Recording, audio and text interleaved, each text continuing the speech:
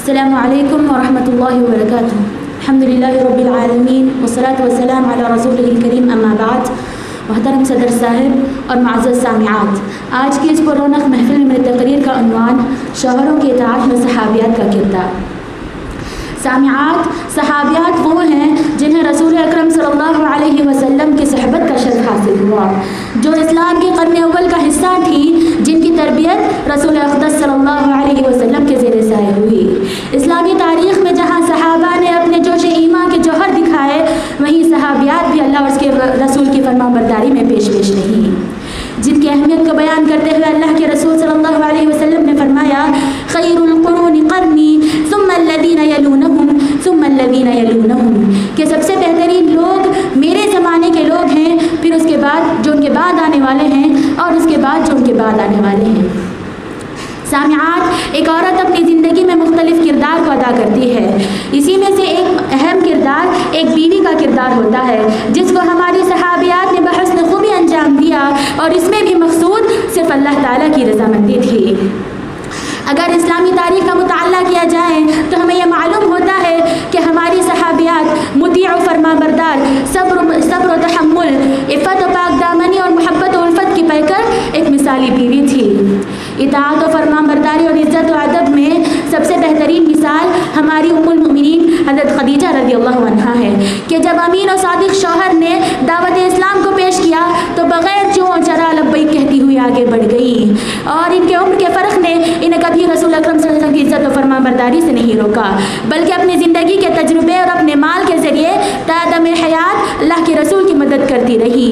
ان کے بارے میں اللہ کے رسول صلی اللہ علیہ وسلم نے فرمایا کہ جب بھی کفار مجھے کوئی ناگوار بات کہتے تو میں خدیجہ سے کہتا، وہ میری ایسی تسلی کرتی کہ میرے دل کو سکون حاصل ہو جاتا، اور کوئی غم کوئی رنج ایسا نہ ہوتا کہ خدیجہ کی باتوں سے کم نہ ہو گیا ہو.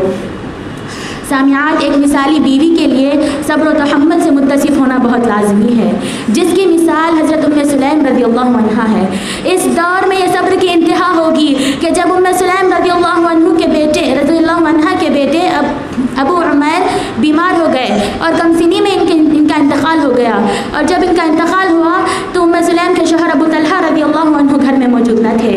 جب شوہر تھکے ماندے گھر واپس آئے اور بیٹے کی حالت کے بارے میں پوچھا تو کہنے لگی وہ پہلے سے پرسکون حالت میں ہے. پھر شوہر کے سامنے کھانا پیش کیا.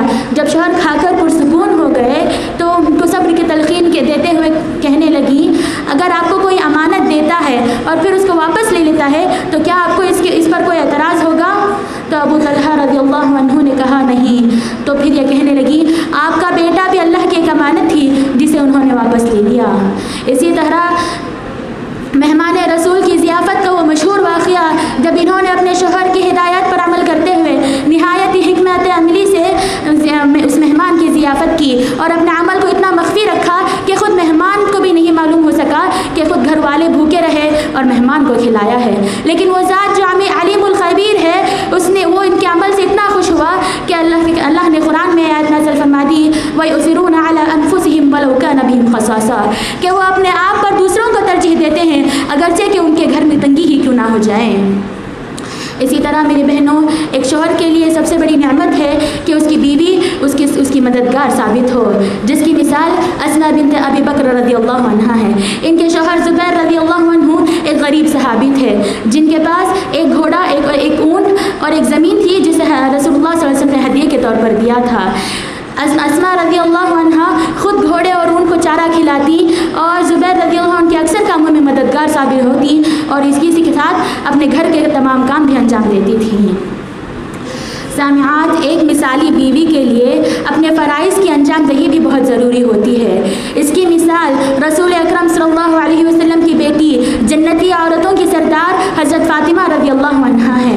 ایک مرتبہ فاطمہ رضی اللہ عنہا بیمار ہو گئی اور اس کی شدت سے وہ رات بھر سو نہ سکی. علی رضی اللہ عنہ بھی انہی کے ساتھ تھے.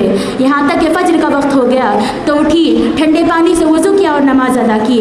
جب علی رضی اللہ عنہ نماز سے واپس لوٹے تو دیکھا کہ فاطمہ رضی اللہ عنہا چکی چلا رہی تھی. تو علی رضی اللہ عنہ نے کہا، اے فاطمہ، تم بیمار ہو، تمہیں آرام کی ضرورت ہے، یہ سب کام کیوں کرتی ہو؟ تو کہنے لگی، میں نے نماز پڑھی اللہ کی اطاعت کے لیے، اب یہ کھانا بنا رہی ہوں آپ کی اطاعت کے لیے. سبحان اللہ. ایک روایت میں آتا ہے کہ جب فاطمہ رضی اللہ عنہ کی وفات ہو چکی تھی تو علی رضی اللہ عنہ نے ان کے بارے میں کہا فاطمہ جنت کا وہ پھول ہے جس کی خوشبو سے آج بھی میرے خیال معطر ہیں. سبحان اللہ. اور ایسی کئی بے شمار مثالیں ہمیں تاریخ میں ملیں گی جہاں پر ہماری صحابیات نے نہ صرف بیوی کا کردار بلکہ اپنی زندگی کی تمام ذمہ داریوں کو بحسن خوبی انجام دیا، جس کے بدلے میں اللہ تعالیٰ نے انہیں جنت کی سرٹیفکیٹ عطا کر دی اور رہتی دنیا تک کی عورتوں کے لیے انہیں نمونہ بنا دیا. لہٰذا میری بہنوں، ہمیں اس بات کی ضرورت ہے کہ ہم زیادہ سے زیادہ صحابیات کی سیرت کا مطالعہ کریں، ان کو اپنی زندگی میں ان کا نمونہ بنائیں اور دنیا و آخرت میں مقبول ہو جائیں انشاءاللہ. آخر میں اللہ تعالیٰ سے دعا ہے کہ اللہ تعالیٰ ہم تمام کو صالحات، صابرات اور اپنے مقرب بندوں میں شامل کر لیں. آمین. وما علینا الا البلاغ المبین. السلام علیکم ورحمۃ اللہ وبرکاتہ.